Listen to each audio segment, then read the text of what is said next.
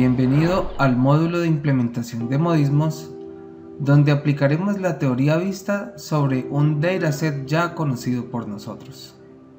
Lo primero que realizaremos será el proceso de importar nuestras librerías, que para este caso en particular utilizaremos Pandas y Seaborn. Acto seguido, procedemos a llamar el dataset mediante la función readCSV que ya conocemos de Pandas.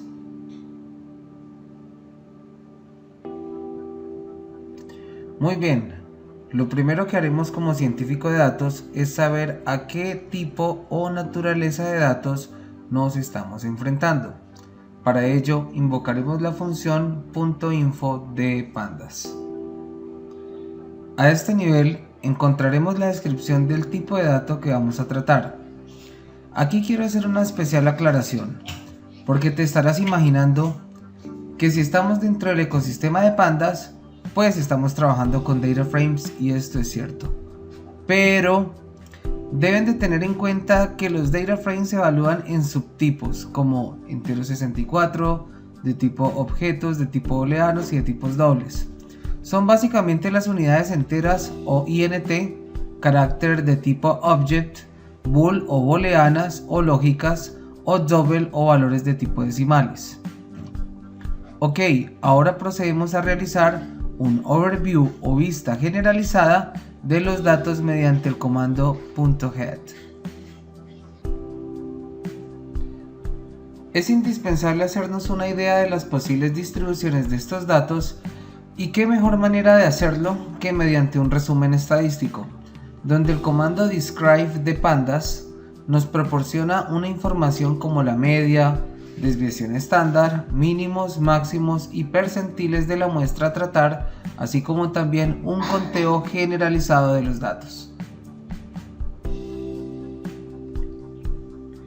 Con este conocimiento de los datos, ya estamos preparados para nuestro primer y más poderoso modismo, dado que nos dice rápidamente si tenemos esperanza de seguir adelante con el trabajo de ciencia de datos o no. Y es el gráfico de mapa de calor modificado. ¿Y para qué? Pues este gráfico nos va a evaluar de una manera sinérgica si nuestro dataset puede estar preparado para el tratamiento, dado que necesitamos validar si todas las filas y columnas están completas a través de una validación de campos de tipo null o none. Como podemos ver, simplemente parametrizamos en función de los datos nulos con la función isNull. Parametrizamos cbar igual a falso para que no nos muestre la correlación entre 0 y 1 en la escala de colores.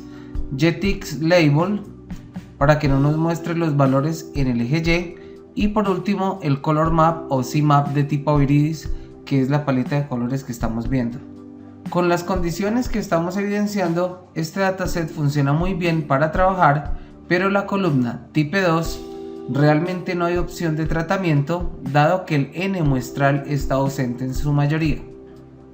Algunas de las estrategias sería usar un promedio y rellenar, pero no se recomienda realizar una de estas operaciones, dado que la ausencia muestral es demasiado alta y se presta para sesgos o errores de inducción en los datos. La tarea fundamental será explorar información de los Pokémones tipo 1, y para ello empezaremos con el gráfico de líneas a continuación. Dicho gráfico nos sirve para mostrar tendencias a lo largo de un conjunto de observaciones o de un periodo de tiempo. Para esta tarea específica vamos a investigar visualmente cuál es la categoría de Pokémon de tipo 1 que tiene más velocidad. Para ello basta con invocar en eje X a type 1 y a speed en eje Y. Lo anterior evidencia a los Pokémones de tipo Ice o hielo como los más veloces. El gráfico de líneas comparativo tiene como objetivo comparar dos conjuntos de observaciones cuantitativas o de valores numéricos. Ojo, si quieres comparar valores cualitativos o categorías, tal vez esta no sea la manera de hacerlo. Dicho esto, vamos a traer las observaciones de la columna de total y la columna HP, que significa Health Power o puntos de poder. Aquí se denota una diferencia entre la amplitud y los valores máximos de estos dos conjuntos de observaciones. No obstante, si es por cumplir una tarea, vamos a resolver una pregunta de si dotar a nuestros Pokémones de la habilidad de Health Power o puntos de poder o la habilidad de ataque, y para ello vamos a repetir el proceso, pero ahora vamos a invocar a estas dos columnas. En este punto vemos una pequeña diferencia que puede proveer a nuestro Pokémon de una ventaja, dado que si ustedes observan, encontramos que ataque provee mayores valores cuantitativos a nuestro Pokémon. Muy bien, ahora vamos a estudiar los gráficos de dispersión o scatterplot. El gráfico de dispersión, como su nombre lo indica, nos sirve para evidenciar el grado de dispersión de una variable o un set de datos o un conjunto de observaciones. También nos sirve para establecer tendencias sobre distribuciones discretas o no relacionadas, así como también me permite saber intuitivamente cuando hay dos grupos de datos que no están relacionados o relacionados por la sobreposición de esta información. Para este ejemplo, vamos a denotar cómo están distribuidos los 800 Pokémones y sus correspondientes puntos de poder. Para ello, invocamos total en X y HP o Health Power en Y, agregando un parámetro en la función de plot denominado kind o tipo en inglés, que evaluaremos el valor de la referencia scatter. La interpretación de esto puede ser multipropósito, dado que observamos valores en 250, donde solo hay dos Pokémones que cumplen con esto, así como también podemos interpretar muchas otras cosas más, como por ejemplo dos nubes de punto tal como se denotan aquí, entre muchas otras cosas más, y esto dependerá del conocimiento y experiencia del investigador. No obstante, se recomienda en la mayoría de casos que correlacionen variables y comuniquen información evidente dentro de los parámetros normales, así como también los valores atípicos u otros hallazgos relevantes. Muy bien, con el conocimiento adquirido sobre los gráficos de dispersión, ahora vamos a estudiar un poco cómo será la comparación entre dichos gráficos. Este gráfico tiene como objetivo comparar dos conjuntos de observaciones cuantitativas o de dos valores numéricos. No obstante, aprenderemos a utilizar el parámetro AX para realizar un embebimiento o simplemente incrustar en los ejes dos distribuciones de dispersión correlacionadas por múltiples variables. Aquí vamos a implementar los parámetros de kind, color y labels. La pregunta a resolver es: ¿qué es más conveniente? Si dotar del dúo de cualidades entre defensa y ataque o puntos de poder y velocidad a nuestros Pokémones. Ambas estrategias al parecer son muy buenas, pero hay algunas más convenientes que otras. Según los datos, pareciera que hay una leve ventaja del grupo 1, o sea, la correlación de la distribución de defensa y ataque, dado que obtiene en las observaciones de todos los Pokémones valores que se ven un poco más altos. Con el contexto anterior nos damos cuenta de que es necesario obtener un tipo de representación un poco más sofisticada. De acuerdo a esto, encontramos que el gráfico pair plot o matriz de relaciones es un gráfico que cumple con la tarea fundamental de evidenciar la relación entre múltiples variables, donde se busca responder rápidamente la relación o esperanza de obtener dos variables que estén relacionadas, del cual es especial o muy útil para establecer cuál de ellas, hablamos de las variables, nos sirven para poder crear un modelo predictivo o simplemente la unión de estas dos. Básicamente nos permiten predecir, dado que su topología o su forma de representarse gráficamente puede proyectar siempre una tendencia ascendente-descendente en el mejor de los casos. Hablando de topología, es simplemente la forma de disco que se puede tener de dos variables relacionadas, y esto nos dice la probabilidad de predecir según una tendencia. Para este caso observamos que la matriz de relaciones del set de datos no tiene intuitivamente una distribución que se parezca a un disco, por lo tanto tendremos que valernos de métodos más sofisticados para hacerlo. Por favor, recuerden que solamente pueden hacer un análisis de esta especie solamente si los datos son de orden cuantitativo, o sea, si tienen valores de tipo numérico. Meditando un poco sobre la situación anterior, nos damos cuenta de la necesidad de un gráfico un poco más especializado. Probablemente nuestro campo visual no sea suficiente para determinar una unidad cuantitativa que nos permita dar con la combinación lineal suficiente para poder predecir. En este orden de ideas, tenemos una alternativa denominada la correlación de mapas de calor o heatmap. Este gráfico o modismo realmente soluciona el problema anterior, dado que nos muestra de una forma gráfica y cuantitativa lo que queremos saber de las relaciones que estamos buscando. Para este ejemplo en particular, tomamos las columnas anteriores y aplicamos el método CORD de pandas. Acto seguido, invocamos al modismo de puntos de calor o heatmap, donde se evidencia mediante un parámetro de ANOT o anotaciones el coeficiente de correlación final de cada una de las parejas variables a investigar. Como se esboza en este ejemplo, encontramos tres variables que tienen una correlación del 70%, donde esto se denota como una tendencia ascendente, pero no es lo suficientemente consistente o se proyecta una correlación fuerte para que se evalúe en un valor superior al 90% y obtener un buen modelo predictivo, dado que esto sería una característica consistente para poder predecir los siguientes valores de una columna, que para este caso se evidencia la columna total versus attack como la mejor opción para realizarlo. Regresión lineal. Este gráfico aplica el experimento que se ha tratado de resolver en los dos casos anteriores. Dado que no solamente podemos escoger esta pareja que investigamos con el pair plot y heatmap de correlación, sino que nos traza una recta tangente que indica la esperanza de correlación de dichas variables para obtener más adelante un buen modelo predictivo.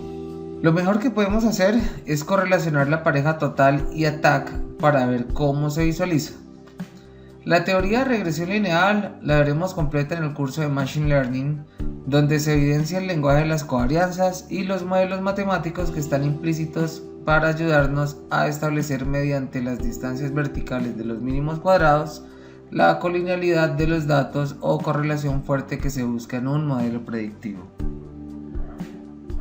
Estudiando otro tipo de representaciones visuales, nos topamos ahora con los histogramas. Este gráfico nos permite crear representaciones de una variable, así como también de dos variables, a través de barras verticales donde se esboza el mapeo de un conjunto de observaciones expuesta por la frecuencia de los valores representados. Dicho gráfico nos permite saber de una manera intuitiva la distribución de los datos versus la característica en concreto a estudiar. Para este ejemplo en particular, observamos el data frame total, del cual queremos investigar su distribución, así como también querer saber si hay valores atípicos o la ubicación del rango de la distribución normal de los datos. Tan fácil como invocar el data frame y utilizar el método .his, que también podremos parametrizar con un valor de color, así como también el número de particiones o bins para aumentar su resolución en algún comportamiento que se requiera estudiar. Estudiando representaciones un poco más complejas, con más información, nos encontramos con boxplot o diagrama de cajas y bigotes. Dicha representación esboza la distribución de las observaciones, haciendo especial énfasis en la posición de sus cuartiles, así como también en los valores atípicos outliers. Por defecto, tras calcular la mediana y los cuartiles Q1 y Q3, se calcula el conocido como rango intercuartil Q3-Q1. Los bigotes o whiskers, la línea que sale de la caja, se extiende hasta cubrir 1.5 veces el rango intercuartil por debajo y por encima de Q1 y de Q3, respectivamente. Todos los puntos fuera del rango son considerados como valores atípicos y son mostrados como puntos individuales. Para el siguiente ejemplo realizaremos la investigación de este tipo de representaciones sobre el data frame de speed versus type 2 o type 2. En el anterior gráfico distinguimos los cuartiles Q1 y Q3, límite superior e inferior de las cajas, distancia a la que nos hemos referido como rango intercuartil, la mediana, línea horizontal dentro de la caja y los valores considerados normales entre los topes superior e inferior de las líneas verticales. Valga la aclaración que los topes representan 1.5 veces el rango intercuartil. Fuera de estos límites vemos outliers o valores anómalos. La distancia más allá de la cual un valor se considera anómalo se puede personalizar con el parámetro wish. Este toma por defecto el mencionado valor de 1.5. Observe cómo cambia la gráfica si aumentamos este valor. Ahora, los valores que eran outliers en la primera gráfica para la categoría de Pokémon Flying, observamos que todos son considerados normales. Y los outliers de la categoría Ghost también han disminuido el número de forma considerable. También podemos limpiar columnas y representar en otros ejes de la siguiente manera.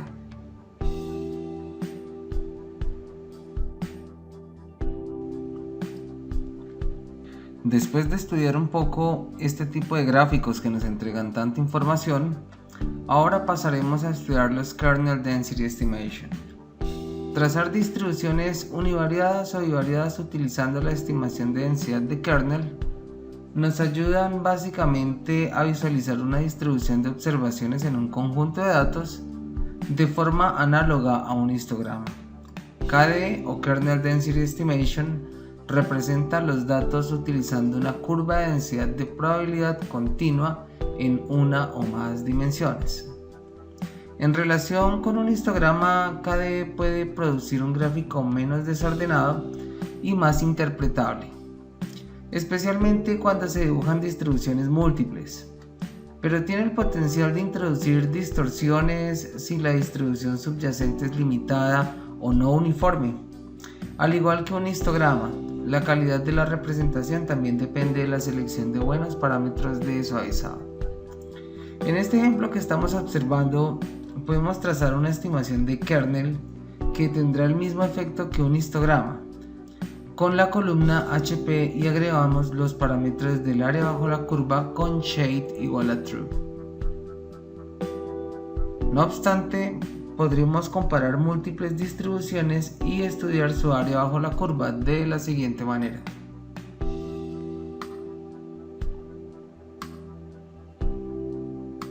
Este tipo de modismos es ideal para comparar el rendimiento de redes neuronales según el número de realizaciones o simplemente para medir el rendimiento en el tiempo, así como también para evaluar la estabilidad de algún conjunto de observaciones o una ventana de tiempo. Otra alternativa puede ser comparar distribuciones y evaluar regiones de incidencia, tal cual como vamos a mostrar a continuación. Recordando un poco la metodología del AX o el AX, en el cual vamos a poder hacer el embedimiento de dos gráficos de tipo KDE y correlacionar dos grupos. De esta manera podemos evidenciar dos clústeres o dos grupos que tienen una región de incidencia, dentro de los cuales las observaciones amarillas tienen dos centroides y la azul tiene uno. Muy bien, cada vez vamos mirando gráficos un poco más especializados y uno de ellos es el Distplot. Este gráfico brinda un acceso a varios enfoques para visualizar la distribución de datos univariada y bivariada. De esta manera incluimos subconjuntos de datos definidos por mapeo semántico, dando una visual de la distribución normal con una estimación de kernel, así como también invoca un histograma para evaluar y tener un mejor entendimiento. Combinando más funciones y transmitiendo más información vamos a adentrarnos en los gráficos de Violin Plot. Este gráfico combina la funcionalidad del box plot o el diagrama de cajas y bigotes, mostrando los cuartiles de distribución y la estimación del kernel de densidad. Esta es una forma muy atractiva de mostrar la distribución de un conjunto de datos con respecto a una variable categórica. Pero ten en cuenta que para conjuntos de datos pequeños, las estimaciones de densidad de kernel pueden no transmitir con detalle el perfil real de los datos, ocasionando una transformación en los datos y mostrando un poco más suave de lo que realmente puede ser la distribución en general. Muy bien, para finalizar esta densa sección de modismos, vamos ahora a mirar uno de los gráficos más complejos pero más atractivos a nivel de lo que es la visualización de la información. Ellos son los Jane Plots. Este gráfico implementa las relaciones entre variables cuantitativas. De esta manera podemos parametrizar mediante el parámetro kind el nivel de visualización según lo que deseemos estudiar. Para este ejemplo en particular vamos a evaluar una relación entre dos variables y manejaremos su nivel de visualización mediante los parámetros de kind o tipo y observaremos la información que se evidencia. Recuerden que este parámetro de kind se puede evaluar básicamente en 5 parámetros categóricos de la siguiente manera: el parámetro scalar para lo que son distribuciones de dispersión, la regresión que me traza una recta tangente sobre esa distribución, el recit, que ya estudiaremos un poco más sobre lo que son los residuos, el KD o los Kernel Density Estimation, que ya los vimos, y los hex o hessianicos. Vamos a estudiar cada uno de ellos. Para este caso ejemplo observaremos la relación entre la variable speed y attack, que se evidencia de la siguiente manera. También podemos agregar un mapeo semántico según tengamos una categoría que se pueda representar en las observaciones correlacionadas de la siguiente manera. No obstante, un mejor ejemplo podría ser esta visualización, donde no solamente encontramos una relación semántica, sino que podemos diferenciar claramente dos grupos. No obstante, aquí se denota la implementación del Kernel Density Estimation, dentro de los cuales podemos evidenciar las regiones de incidencia entre la correlación de total y speed. Ahora vamos a estudiar un poco nuestro gráfico de regresión de tipo Jane Plot. Si de relaciones hablamos, lo más indicado es proyectar un gráfico de regresión para determinar si la recta de regresión realmente satisface la hipótesis que tenemos en relación a las dos variables que queremos investigar, y esto se hace de la siguiente manera. Para este caso en particular hemos agregado un color para que ustedes tengan en cuenta que también podemos parametrizar esta parte. Aquí se evidencia una excelente manera de saber si realmente nuestros datos tienen la experiencia de tener una buena relación lo suficientemente consistente o no. Por un lado tenemos histogramas de cada variable, por otro lado las estimaciones que suavizan la distribución mediante la línea kernel, y por otro la unión de las dos en la mitad mediante una correlación con la recta de regresión. Recit plot.